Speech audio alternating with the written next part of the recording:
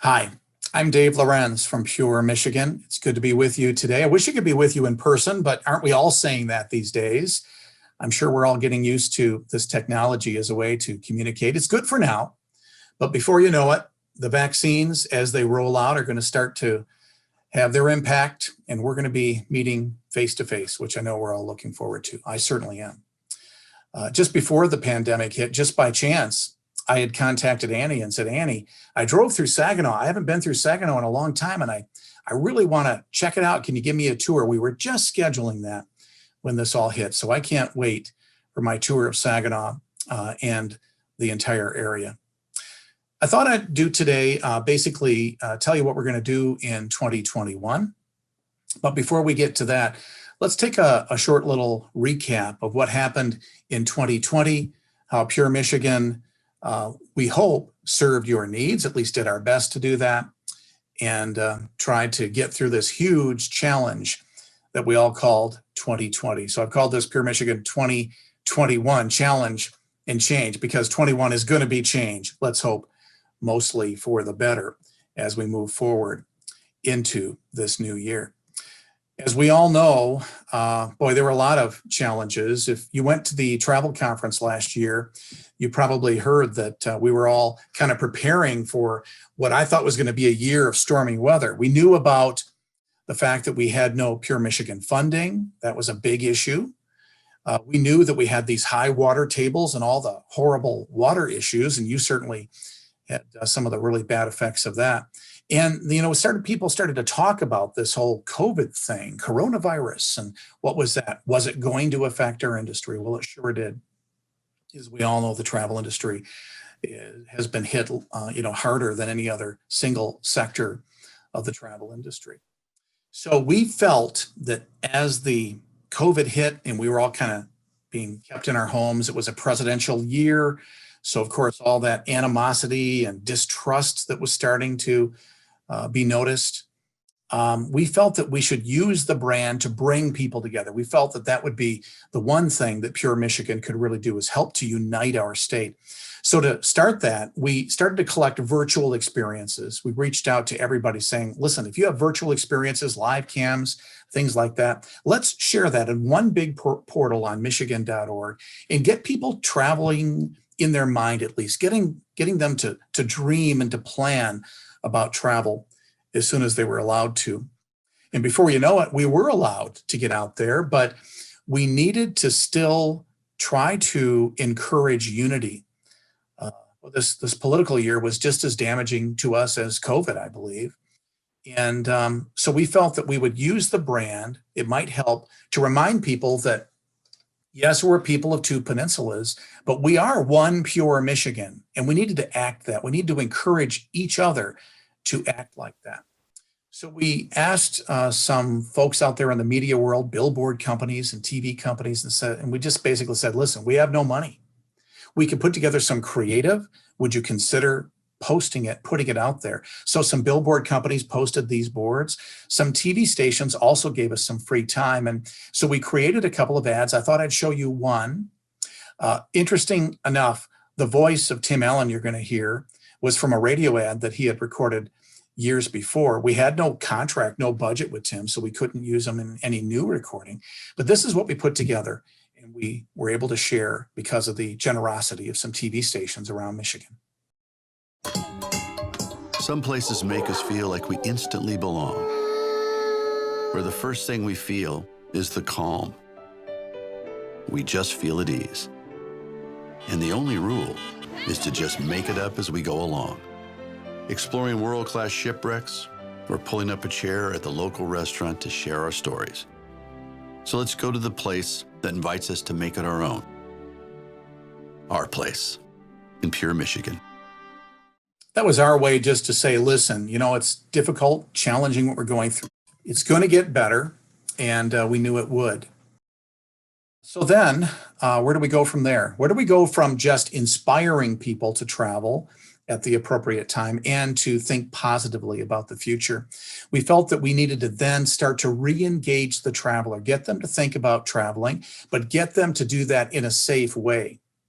So we decided to pivot the one Pure Michigan campaign into a safety campaign.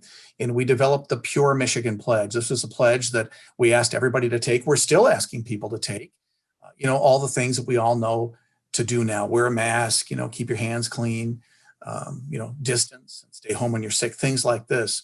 So actually, even right now, we're asking travel businesses to go on Michigan.org to sign up for the Pure Michigan Pledge. Let us know that they're, being part of the solution instead of part of the problem. And if they do that, we'll give you a kind of a little, a kind of a badge of certification on Michigan.org. So I'm hoping that you will encourage everybody to do that in your community. Meanwhile, we kind of went back and forth. Things opened, things closed, and we know how badly our restaurants and retail have been hit during the pandemic and with all these closures. So we developed a kind of a support local campaign, all about trying to encourage people to order foods from their local restaurants and to shop locally and not just kind of automatically go online and shopping from stores that people don't even know where they are. And we were actually helped by the Michigan Economic Development Corporation, our parent organization, gave us more than about $1 million, I guess it was, for this campaign, which continues today to encourage the support of our local businesses. It's the only way we're going to get people back to work is by supporting them and, of course, opening as soon as we can. The MEDC has also helped in so many other ways with relief efforts. It's been incredible. I've never seen the MEDC do so much for our state, and I've been very proud to call Pure Michigan a business unit of the MEDC during this very difficult time. I've also been out there traveling around the state as much as possible, traveling safely, even as I have asthma. There I go, coughing quite a bit.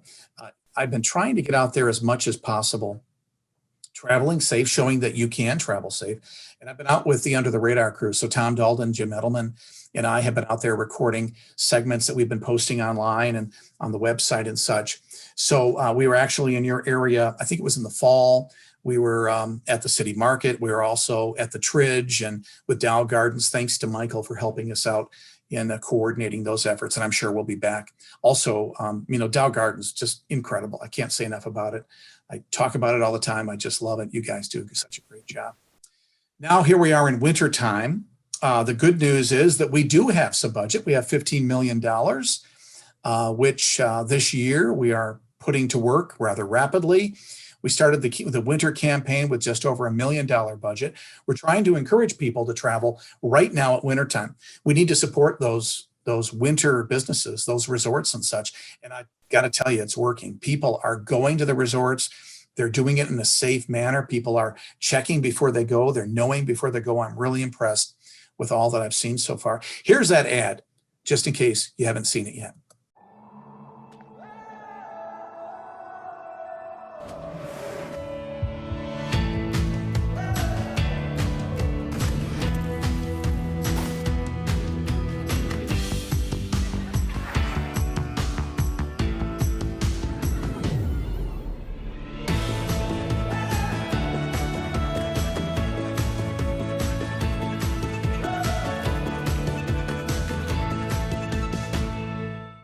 That's our way to say that, yes, we still are in this pandemic. We're still trying to climb out of that hole, but we are still Pure Michigan. We still offer these great experiences. And if you travel safely, you can still enjoy them. The summer campaign, we don't have any samples to show you yet. We're just starting on production for that for warm weather. That's where the majority of our budget goes. About $8 or $9 million will be invested to get people to travel. And by this spring and summer, it's very likely that people are going to be able to travel and feel better about travel. I think that sentiment is going to improve dramatically as these vaccines get out there. I know they're getting out slower than we want, but they're starting.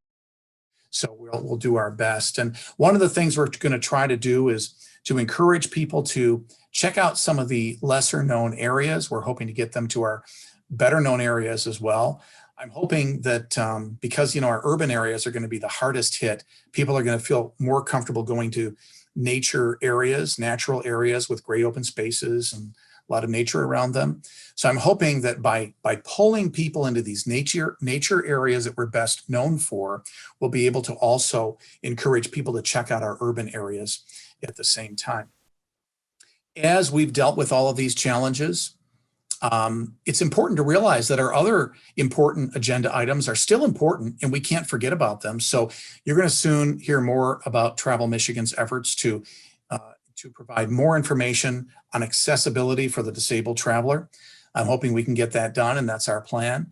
Health travel is going to be even more important, more interesting to the traveler after all we've been through. So we're going to try to gather up more information about kind of the healthy, interesting things you can do as you travel around the state. Things like yoga classes on the beach, things like this.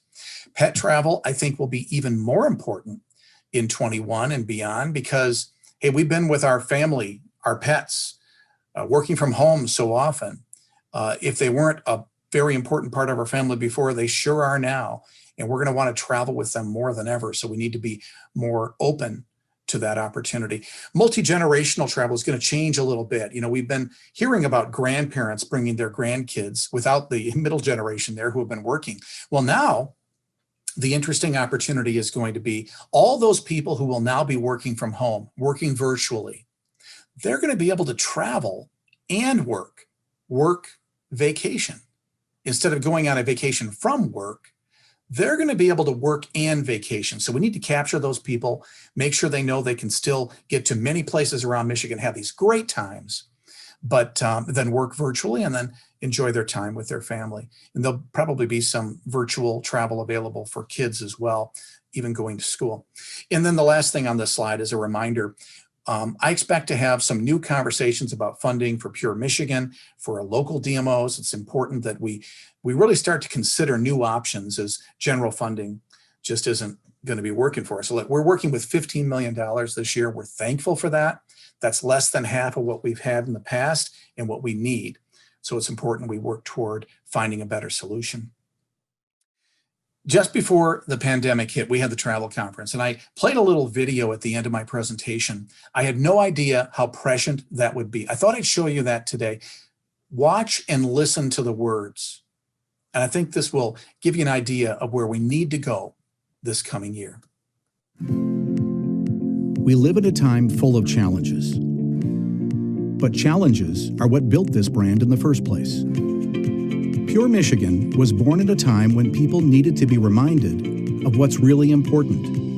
And now, with so much anxiety in the news, Pure Michigan is needed more than ever. So whether we're East Side, West Side, or UP, bleed maize and blue or Spartan green, born here or new to the ranks, we need to work together.